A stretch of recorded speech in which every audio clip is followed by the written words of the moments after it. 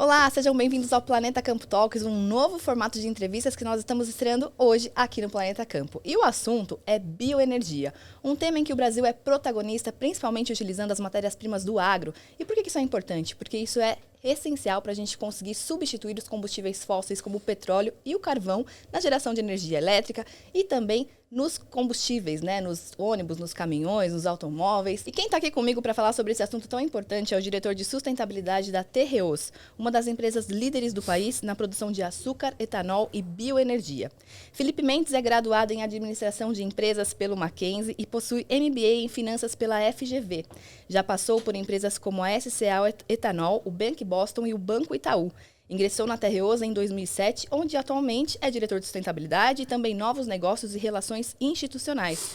Felipe Mendes também possui especializações em Evaluation pela FIA, relações com investidores pelo St. Paul Institute of Finance e fusões e aquisições pelo INSPER. Felipe Mendes, que currículo bacana, seja muito bem-vindo. Obrigado. Estou contente de estar aqui hoje com vocês. Prazer é todo nosso de te receber. E eu quero começar, que você conte um pouquinho pra gente sobre a sua trajetória, Quais foram as principais motivações, os principais fatos, aprendizados para você chegar até aqui? Acho que você já contou um pouquinho, mas acho que a minha principal motivação é conhecimento, é aprender. Eu comecei minha carreira por uma trading de etanol, então já tive uma ligação desde lá de trás com a bioenergia. Mas meu pai sempre trabalhou em banco, então eu tive que conhecer o que é esse mercado financeiro. Passei um pouco por banco.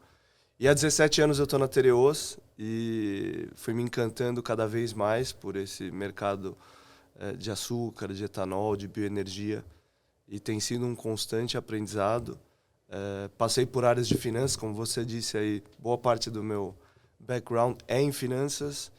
E há cerca de um ano dei essa virada de chave e estou me dedicando mais à sustentabilidade, a novos negócios, que eu acho que é muito bom ter uma pessoa que tem um viés mais de negócio, olhando para esse tipo de atuação, para justamente conseguir conectar as oportunidades que a gente vê num setor como esse com os projetos ambientais e sociais da companhia. Então, a gente acaba trazendo business para oportunidades de negócio. Então, eu vejo com bastante valor esse histórico para a atuação que eu tenho hoje. Eu sempre fui um entusiasta da sustentabilidade. Ainda quando na tesouraria, a gente levantou uma bandeira na companhia e foi uma das primeiras do setor a atuar em cima de financiamentos verdes. Então, em algum momento, estava claro para mim que eu ia migrar para essa área e estou super contente. Acho que tem muita coisa para aprender. Eu vejo no setor, no Brasil. Então, esse é um pouquinho da minha motivação, estar sempre aprendendo.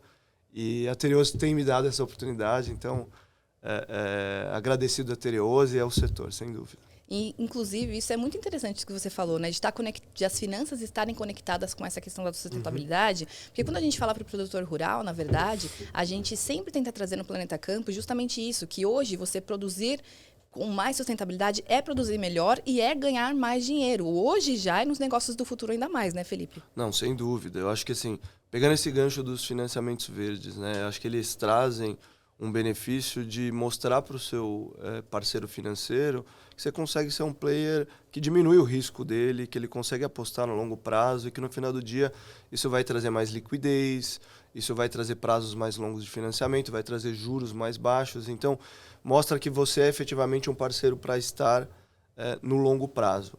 E, sem dúvida, a gente dentro do ângulo da economia circular tem entendido. Acho que ali foi o despertar de onde está o valor da sustentabilidade para a gente trazer para o nosso negócio.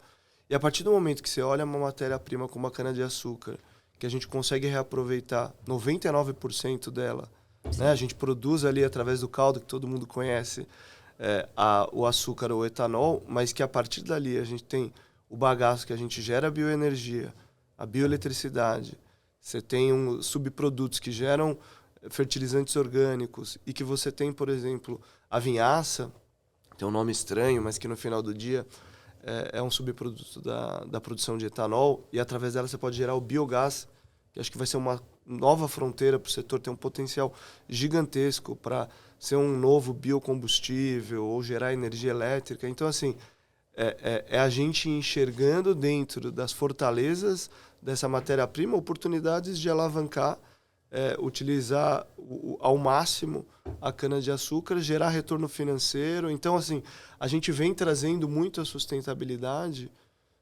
como ferramenta de estratégia de negócio, de como a gente se posicionar. Então, sem dúvida, esse é um setor que vem colocando isso bastante à prova, já. Com certeza. Hoje em dia é engraçado que alguns anos atrás, quando a gente falava de cana, a gente pensava, né, ali queimar a cana para colher. Hoje tudo isso é com muita tecnologia e o setor da cana-de-açúcar ele pode ser considerado aí um sinônimo de economia circular, por tudo isso que você falou, né, Felipe? Não, sem dúvida. Acho que você mencionou, a gente passou por esse momento ali de 2007 a 2014, 15. Né? O setor acho que teve essa primeira onda de sustentabilidade que foi parar com as queimadas e hoje 100% da colheita do setor. Né? Isso acho que é importante para o público saber. 100% da colheita ela é feita de maneira mecanizada. Quando a gente tem os episódios de incêndio, eles não são voluntários, eles não são proativos da companhia, muito pelo contrário, isso gera uma série de problemas. Então a gente fez esse primeiro avanço, depois a gente teve todo o avanço de utilizar o bagaço para gerar bioeletricidade, se tornar uma nova fonte de receita para o setor. Então, assim, sem dúvida, a gente veio crescendo muito nessas frentes de negócio com a espinha dorsal da sustentabilidade. Isso sempre teve muito na pauta do setor e agora a gente começa a olhar outras frentes além do que a gente já conhece. Né? Acho que a gente já tem muito maturado o etanol, o açúcar, a bioeletricidade. A gente começa a olhar, como eu falei, o biometano e até novas oportunidades como utilizar o etanol como matéria-prima para combustível de aviação sustentável, até mesmo combustível marítimo, que são grandes poluidores assim quando a gente olha o mercado de carbono global. Então, sem dúvidas, as oportunidades elas continuam aparecendo. Com certeza. Agora, você falou bastante aí sobre o biogás, o biometano, né, que realmente são novas oportunidades, né? Qual que é o papel dessas outras alternativas de energia limpa para a descarbonização? Elas têm alguma coisa além do etanol que a gente consegue fazer algo diferente do que a gente faria com o etanol, por exemplo? Quais que são as utilizações dessas formas de energia? Não, legal. Acho que primeiro ressaltar o impacto positivo do etanol. Né? Hoje, o etanol vem desde lá da década de 70, com o Proálcool, e veio crescendo desde então. Teve um impulso com o veículo flex ali a partir do início dos anos 2000 e vem ganhando seu mercado cada vez mais. Pegando esse recorte dos anos 2000 até hoje, a cana-de-açúcar teve um papel de tirar 200 milhões de toneladas de carbono da atmosfera, extraindo esse carbono na cultura em si, olhando a parte agrícola. Isso é basicamente se a gente plantasse 6 cidades de São Paulo com floresta. Esse é o nível de impacto do etanol só na parte da cana. Se a gente for olhar o quanto que a gente evita contra a gasolina, hoje 1 litro de etanol ele emite 80%, 90% menos do que a gasolina. A gente teve um impacto 3 vezes maior do que esse. Só que aqui não é remoção, né? Carbono evitado. O carbono evitado, efetivamente. Então, isso é o etanol, ele já está estabelecido. Agora, por exemplo, a gente tem etanol de milho vindo. Então, aqui a gente já tem uma solução muito óbvia, muito clara. E aí a gente começa a olhar para essas outras oportunidades. No biogás, biometano, ou seja, a gente não está trabalhando em cima de uma matéria-prima renovável, que é inclusive um subproduto, eu volto ao tema da economia circular. Você trabalha toda uma biodigestão, é matéria orgânica. Em cima dessa biodigestão, você vai produzir o biogás, que você pode gerar energia elétrica, ou seja, você vai alimentar ainda mais a matriz brasileira com energia elétrica limpa, ou você pode refinar isso e produzir o biometano, que aí você tem 2 caminhos. Você pode ou trabalhar uma distribuição, porque no final do dia isso é um gás natural, só que limpo. Ou você pode, por exemplo, converter a sua frota de caminhões. Hoje tem um avanço grande do lado da indústria de caminhões para nos fornecer caminhões rodando a biometano. Ainda não são caminhões full biometano, são caminhões dual, que eles chamam. E a gente vem enxergando isso como uma grande alavanca para a gente descarbonizar o nosso negócio. Então, o nosso projeto final, do lado do biogás biometano, é para descarbonizar a nossa frota em relação ao diesel, que hoje é um dos principais ofensores do nosso inventário de carbono. Então, ou seja, é mais uma frente de sustentabilidade, de investimento do setor, que vai contribuir muito para que, por exemplo, a cana continue sendo, hoje, a categoria mais relevante dentro da matriz energética brasileira. Eu não sei se todo mundo sabe isso, mas 20% de toda a energia que vem do Brasil, seja via o bagaço queimado gerando energia, seja via etanol, vem da cana. Olha que interessante. Ele só não é maior do que os derivados de petróleo, que são 30%. Mas é maior, por exemplo, que as hidrelétricas. Então, esse é o tamanho do potencial e é o que ajuda, por exemplo, a matriz brasileira a ser quase 50% limpa, Sim. comparado a 20% de Estados Unidos, 15% de Europa ou 11% do resto do mundo. Então, esse é o nível de protagonismo que o setor tem e que a gente vai continuar buscando. Muito bom. Felipe, agora aproveitando que a gente está falando de carbono, né, de redução das emissões e tudo mais, eu vi que desde o fim de 2022, a Tereos faz parte de uma iniciativa global focada em mobilizar o setor privado com relação justamente a essa questão das mudanças climáticas para limitar o aquecimento global. E vocês também anunciaram agora, em 2024, o compromisso de zerar as emissões até 2050, Sim. além de reduzir em 50% as emissões nos próximos 9 anos. Sim. Então, assim, é uma meta bastante ambiciosa. Então, eu te pergunto, quais são as estratégias que vocês estão pensando em colocar em prática para chegar nesse objetivo? Sim, é bem ambicioso, mas acho que mostra o quanto que a Tereos, de um ponto de vista global, está super engajada nesse tema de carbono. Acho que só dando um passo atrás nessa iniciativa, né, que chama SBTI, Science Based Target Initiative. Hoje, o SBTI é a principal instituição do ponto de vista de descarbonização, né? Porque a gente acompanhou isso, principalmente nos últimos 3, 4, 5 anos, muitas empresas anunciando, eu vou ser net zero, eu vou descarbonizar, mas não tinha, assim, ciência por trás disso. E aí você, então, tem uma entidade agora chancelada pela ONU, que vem e coloca um pouco mais de regra no jogo e padroniza e traz efetivamente a ciência para dentro da discussão. Porque não adianta só a gente falar, vou chegar lá, mas como eu vou chegar? Sim. E é isso que eles ajudam. Então, a Tereos, sabendo da relevância e enxergando que os seus principais clientes, os seus principais competidores estavam aderindo ao SBTI, não poderia trabalhar de forma diferente. E aí, o que a gente anunciou dentro desse SBTI? Tem uma meta olhando para o médio prazo, então olhando para 10 anos, 2033, que a gente anunciou reduções de 36% na área agrícola e 50% na área industrial e 36% no escopo 3, que é principalmente a distribuição dos nossos produtos. Então, ou seja, esse é o tipo de ambição que a gente está olhando para o médio prazo. E aí, para o longo prazo, obviamente, a gente está buscando até 2050 neutralizar as nossas emissões. Como a gente vai fazer isso? Do lado agrícola, a gente tem algumas já alavancas mapeadas, utilização de fertilizantes de baixa emissão, trabalhar um uso de calcário e gesso, que são ofensores importantes, de uma maneira otimizada, utilizar fertilizantes verdes, onde você não traz o carbono, por exemplo, que a gente observa em produção de fertilizantes na Europa, através de gás, até mesmo de carvão. Então, aqui, do lado agrícola. Do lado industrial, a gente tem, por exemplo, o que eu mencionei para você, a substituição do diesel por biometano. Sim. E aí, do lado de downstream, a gente vai depender bastante dos nossos transportadores de migrarem para biocombustíveis, ganharem eficiência. O que é importante de dizer aqui para você e para o público? Essa não é uma meta local, essa é uma meta global da Tereos.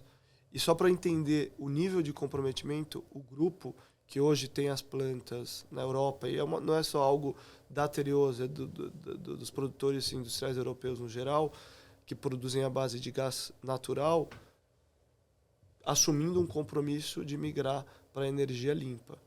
É um investimento que a gente previu de 800 milhões de euros, gigantesco nos próximos 10 anos. Sim. Então, ou seja, a gente está super engajado. Não estou dizendo que é uma jornada fácil. A gente vai contar muito com os nossos stakeholders externos e o nosso time para continuar mapeando as alavancas, mas assim, a espinha dorsal desse roadmap, ela está montada e a gente vai continuar batalhando muito forte para entregar nessas metas. Agora, uma coisa que me chamou a atenção especificamente das metas de vocês é que elas incluem não apenas as atividades da Tereos, mas também ali as atividades do escopo 3, que a gente chama, né? De quem fornece para vocês. E essa é uma dificuldade em muitos setores, né? Por exemplo, na pecuária é uma super dificuldade a gente conseguir monitorar a cadeia toda de bovinos. Como que isso funciona na cana, né? Como que isso vai... como que vocês pretendem conseguir garantir e monitorar o que vem dos terceiros, né? Dos fornecedores de vocês? Acho que é uma ótima pergunta. Inclusive, a gente fala com bastante orgulho que a gente foi a primeira empresa do setor sucroenergético a aderir ao SBTi. E a gente foi a primeira empresa do setor de açúcar global a aderir a utilização desse escopo agrícola, que eles chamam de FLAG, Forest, Land and Agriculture, porque justamente existe uma dificuldade muito grande em cima do que você vai trabalhar, como que você vai trabalhar a rastreabilidade, e a gente já sabendo disso falou, pô, esse é um negócio agrícola. A gente precisa ter o conhecimento e ter as alavancas. Então, o que eu diria para você é que hoje a gente já conhece muito bem o nosso inventário. Esse processo de 2 anos, e a gente já vem fazendo inventário até um pouco mais tempo do que isso, nos trouxe o conhecimento de quais são as dores. E agora a gente precisa atuar em cima de quais são as soluções. E olhando para escopo 3, que é onde hoje todo mundo que acompanha carbono vem ganhando cada vez mais maturidade, eu diria que as iniciativas elas estão muito pautadas em como esses players que nos fornecem fertilizantes, equipamentos, eles vão conseguir se engajar nessa agenda de descarbonização e reduzir o inventário de escopo 1 deles. Então, esse é um acompanhamento que a gente está fazendo. É um tipo... Óbvio que o nível de pressão que um player como a Tereos pode exercer, ele é baixo, mas naturalmente a sociedade vai cobrando, os bancos vão cobrando, então vai vir um processo natural aqui. E caso contrário, a gente vai atuar em cima de fertilizantes verdes. Por exemplo, tem um projeto que a gente está avaliando de fertilizantes verdes aqui no Brasil. Então, ou seja, esse tipo de iniciativa a gente vai migrando um pouco e já trabalhando essa alocação diferente. Do lado dos nossos de transporte, a gente já tem um transporte muito à base ferroviária, a gente tem uma parceria de longo prazo com a VLI, então não tem muito mais do que a gente trabalha desse lado. Então a gente vai depender muito de políticas públicas que tragam os biocombustíveis, o HVO, o diesel verde, para dentro do transporte pesado. Sim. E o próprio metanol. Aí tudo se conversa. Lembra que eu comentei com você que o etanol pode ser uma matéria-prima para o combustível marítimo sustentável? Sim. Então, ou seja, a gente pode ganhar dos dois lados, descarbonizando e oferecendo mais produto. Sim. Então, ou seja, o desafio é muito claro, porque não está na nossa mão o Scope 3, mas a gente vê, por exemplo, o governo com combustível do futuro, sim. que foi recentemente anunciado, indo muito nessa direção. Com certeza. Então, esse tipo de política pública é super importante para a gente ter ações afirmativas para migrar mesmo para essa agenda de carbono. A gente só colocar, você carbono neutro em 2040, mas como? Então é por isso que a gente precisa, e o combustível do futuro, acho que vale um elogio aqui para o governo, acho que foi um golaço, e agora a gente precisa trabalhar muito forte para desdobrar isso e correr atrás desses mandatos que, sem dúvida, vão contribuir bastante para o Brasil. Com certeza. Fica aqui a nossa torcida para que aprove logo, né? E nossa cobrança, tá certo. Outra coisa importante, né, dessas metas todas de vocês é com relação ao desmatamento zero. Eu vi que vocês têm a ambição de alcançar esse status até 2025. E aí, de novo, né, qual que vai ser a estratégia de vocês para monitorar a origem da matéria-prima, incentivar os produtores, principalmente considerando que o nosso Código Florestal, ele prevê o desmatamento legal. Então, qual que vai ser a estratégia de vocês para conseguir realmente chegar a esse status de desmatamento zero?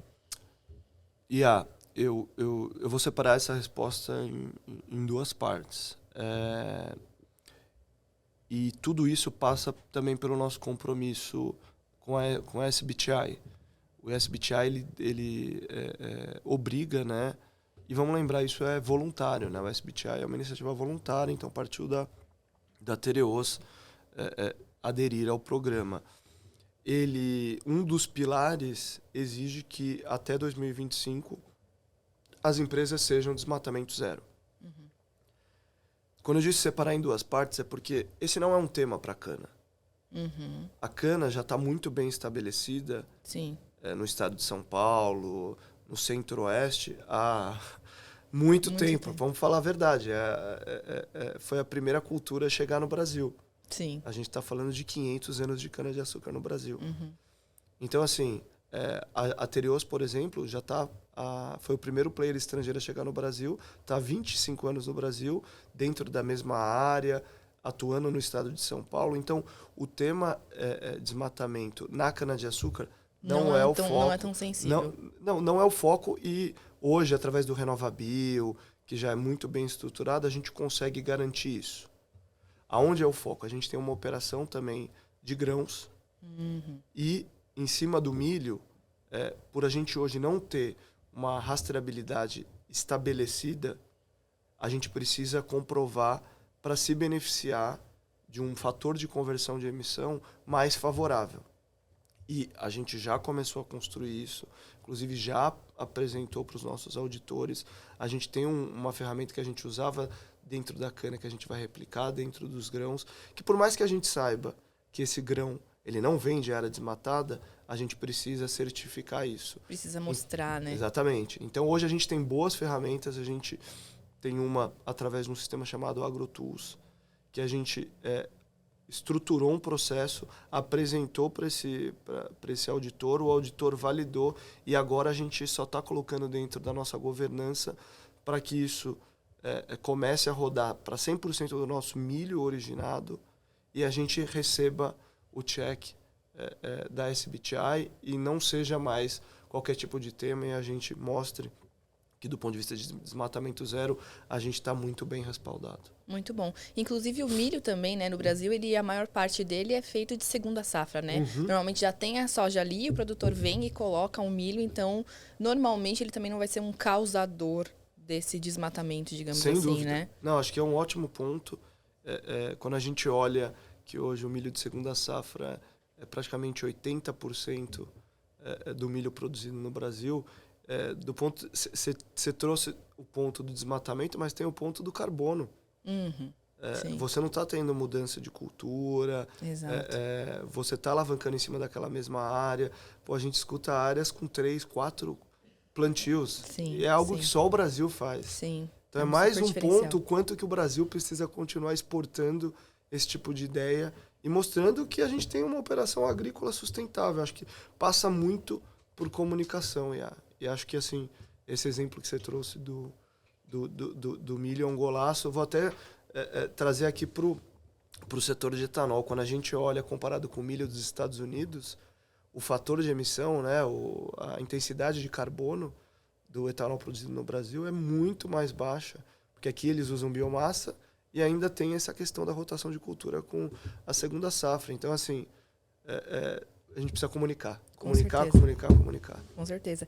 E a gente tem, né, essa possibilidade de ser protagonista. Nós somos protagonistas, como você bem falou, né, com relação às emissões de carbono, com relação à nossa eficiência produtiva de produzir várias safras no mesmo ano. A cana-de-açúcar é uma grande fortaleza nossa. Então, qual que é o nosso maior desafio para a gente efetivamente liderar a transição energética global, para a gente realmente conseguir mostrar para o mundo que nós temos todo esse potencial e que nós podemos contribuir? Bom, você me deu o gancho porque eu já vinha falando, então obrigado. É comunicação. Eu acho que talvez poucas pessoas fora do Brasil, e até mesmo, para ser sincero, dentro do Brasil, sabem que, por exemplo, um carro rodando a 100% etanol emite 30 gramas de CO2 por quilômetro rodado. Um carro híbrido rodando a etanol emite 25. E um carro elétrico no Brasil, que tem uma matriz extremamente limpa, emite 20. Então, ou seja, a solução que a gente já tem hoje dentro de casa, ela é muito sustentável. Sim, e muito ela mais gera prática, emprego, né? muito Porque mais tem toda uma prática. questão relacionada às baterias também, Exatamente. né? A produção de carro elétrico. Enfim. Exatamente. Então, assim, ela já é uma solução viável bem estabelecida, conhecida, que gera emprego, que emite menos. Então, assim, a gente precisa comunicar sobre isso. Eu mencionei 30 gramas de CO2 comparado a um carro a gasolina que emite 110, 120, 130 gramas de CO2. Então, assim, a discussão, eu acho que toda alternativa de combustível limpo é bem-vinda. O carro elétrico, ele é bem-vindo. O ponto é, até qual ponto, uma vez que a gente tem uma solução hoje que gera empregos, que fomenta a economia aqui.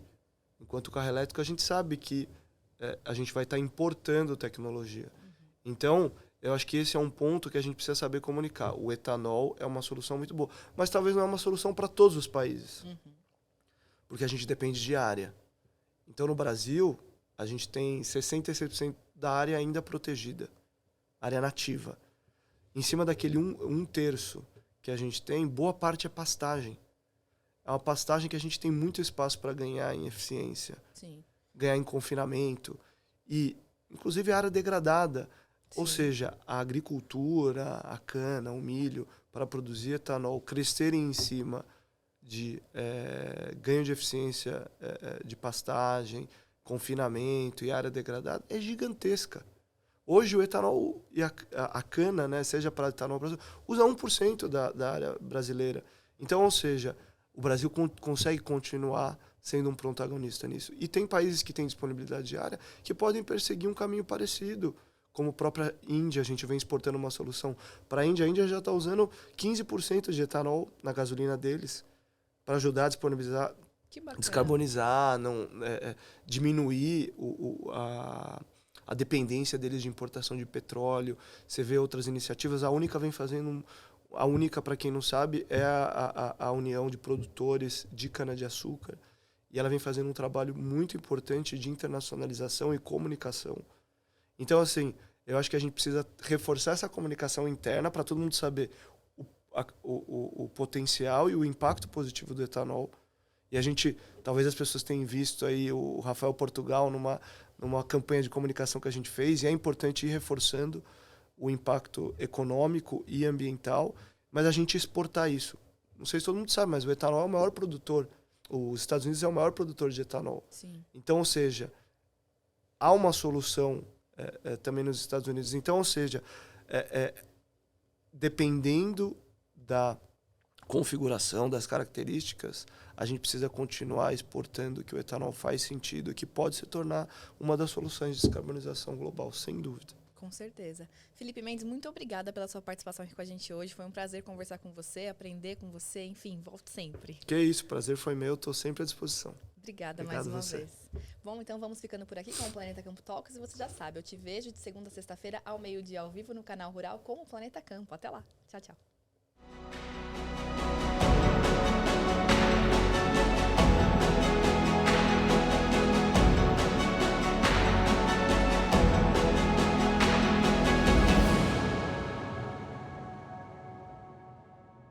Planeta Campo Talks. Patrocínio JBS. Há 70 anos alimentando o que alimenta o mundo. UPL, reimaginando a sustentabilidade. Apoio SLC Agrícola, produzindo com eficiência e sustentabilidade. Infinity, gestão de resíduos. Associação Brasileira dos Criadores de Zebu, a BCZ de todos. Terreos, plantamos sustentabilidade para colher o futuro. Mosaic Biosciences, para você produzir os melhores solos da agricultura. TV Encontro das Águas, o Amazonas é Brasil.